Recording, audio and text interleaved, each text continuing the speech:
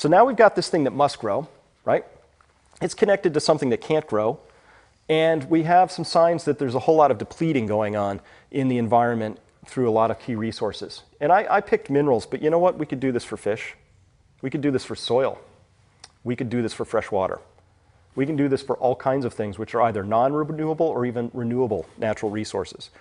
And we put all these things together, and for the environment and the energy pieces, I invite you to think about both the quantity and the quality, because those are both critical elements of this story.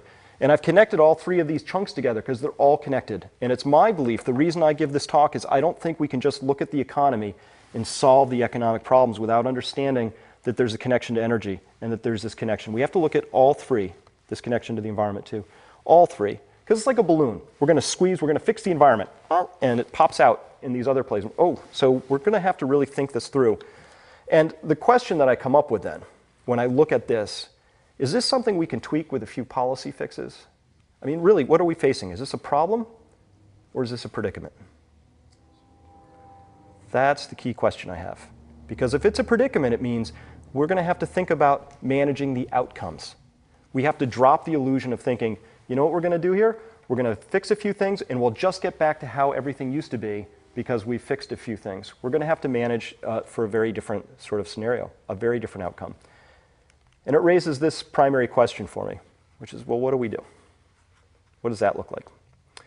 The first thing I think we have to do is I think we have to understand that this represents possibly, if what I've told you is true, possibly an enormous shift that really represents a very gigantic structural lasting change. The word for that would be it's a shifting paradigm.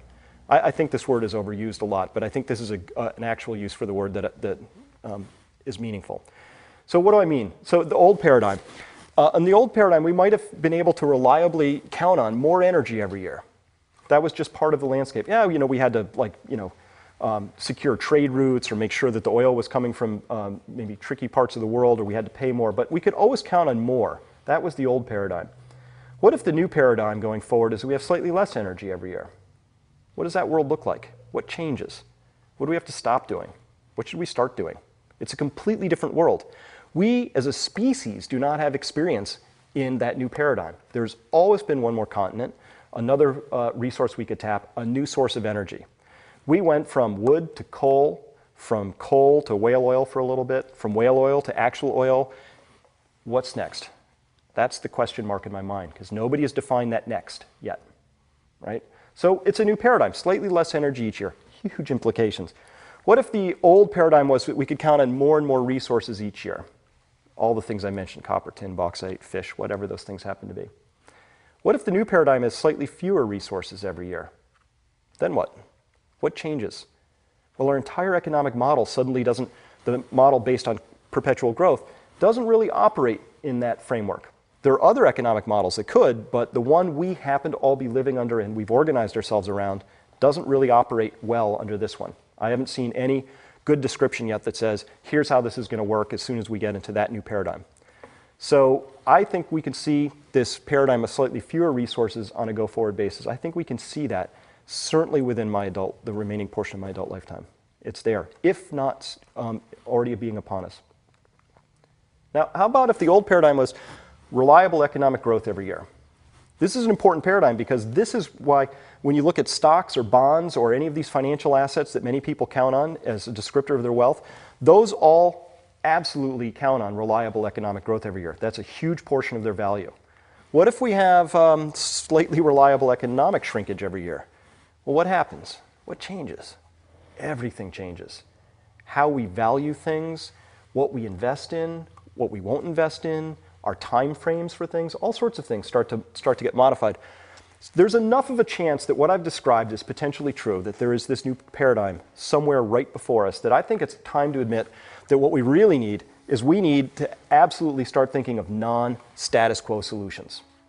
That in our society, that in our businesses, that in our political structure, we have to allow some room for people who can do really unusual, creative stuff to do that.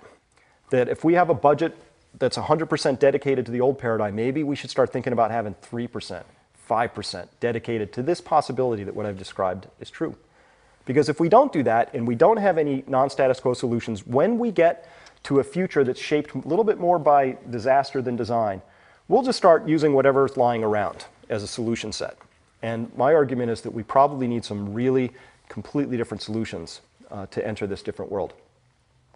It means that if you're a country or you're a company, it means that this is no longer a feel-good slogan, reduce, reuse, recycle. It means this becomes an operating imperative. It means the winners, countries or companies, are ones who do this better as a matter of course. It means the losers are the ones who can't figure this out because they can't adapt to the new thinking. It means that we have to fundamentally get the story right. We have to change our narrative. What do I mean by that? Stop me if you've heard this story. Houses always go up in price.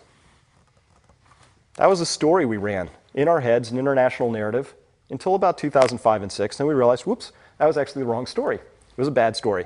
A lot of things happened because we were running the wrong tape. What happened was we had huge amounts of malinvestment. There are billions, if not trillions of dollars of losses associated with horrible decisions that were made because we had a story that said houses always go up in price. So the question before us is, what other stories do we have out there that could be just as obviously true to us today that might actually be false? What if one of those stories is we need to have economic growth? If that's part of the story and it turns out that's actually not the right story, then it means we're going to expend an enormous amount of energy in pursuit of something that could turn out to be harmful rather than helpful as we go forward. So as I look forward in the world, I no longer think about left versus right, old versus young, Democrat versus Republican, rich versus poor. None of these things matter to me anymore. I think that because we're in the last few minutes with that water coming up the stairs, that now we're down to the critical component of, are we making the right choices or are we making the wrong choices? Because when you're in the last few minutes, choices get magnified. You can make all kinds of mistakes early on in the story, right? The first 45 minutes, you have lots of times. You're going to try the bent paperclip, that didn't work. I'm going to shout for a while, nobody came. You can try all kinds of stuff, right? But when you've got just a couple minutes left, the importance of your decisions are magnified. This is how I think our children and grandchildren are going to be measuring us. What kinds of decisions did we make at that critical moment when we had all of this data before us that said, ooh, things have really changed? So what do?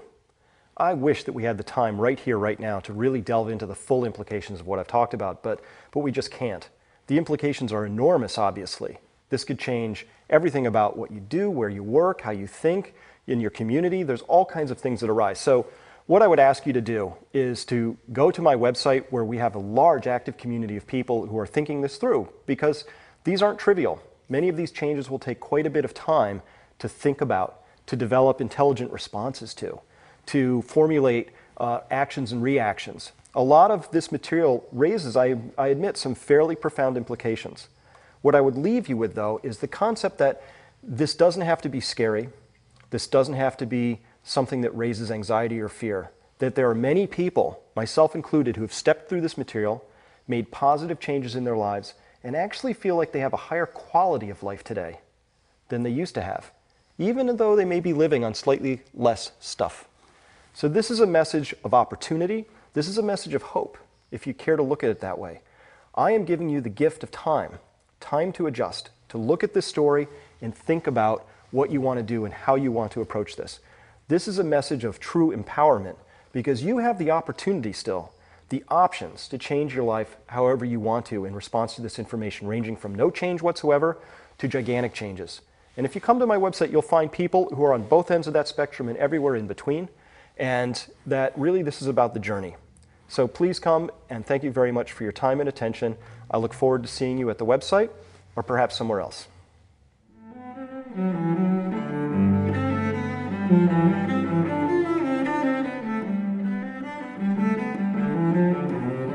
Thank you.